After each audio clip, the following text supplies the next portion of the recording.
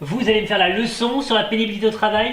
Écoutez, c'est très pénible de vous écouter. Et pourtant ça sera pas inscrit à mon compte retraite. Non mais c'est du mépris, ça, c'est indigne du débat que nous avons là tous les deux.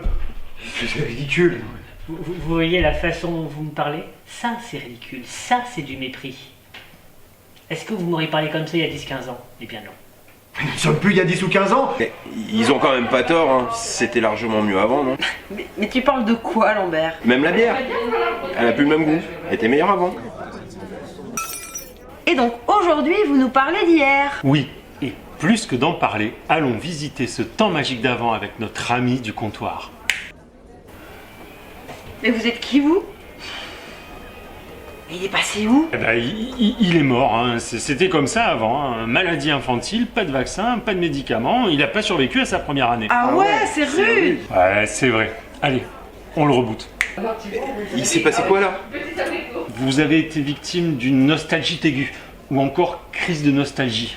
Mais c'est quoi une nostalgie aiguë? Eh, c'est se référer à un âge d'or qui est en fait un fantasme.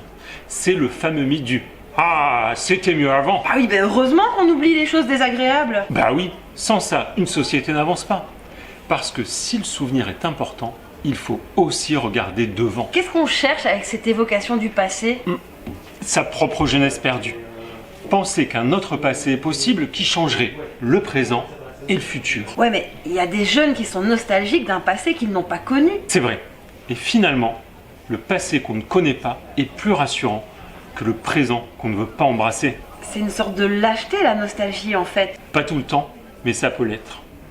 Plutôt que d'affronter des fantômes, on préfère vivre avec. Mais quand même, avec la pollution et le réchauffement climatique, c'était mieux avant. Bon, tout n'est pas rose, loin de là. Mais il ne faut pas se jeter bébé avec l'eau du bain. Si on se réfère à l'âge d'or et au jardin d'Éden, hein, c'est foutaise. Parce que dès que l'homme a su chasser et faire du feu, il a commencé à saloper l'environnement. Bah oui, c'est vrai, le mammouth, le tigre à dents de sabre.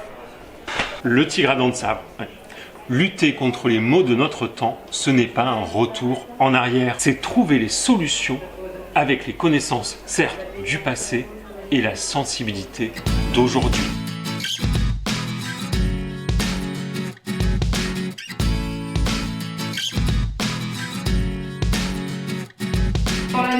À bien y penser, je me rappelle aussi du catéchisme, des scouts. C'était pas mieux avant.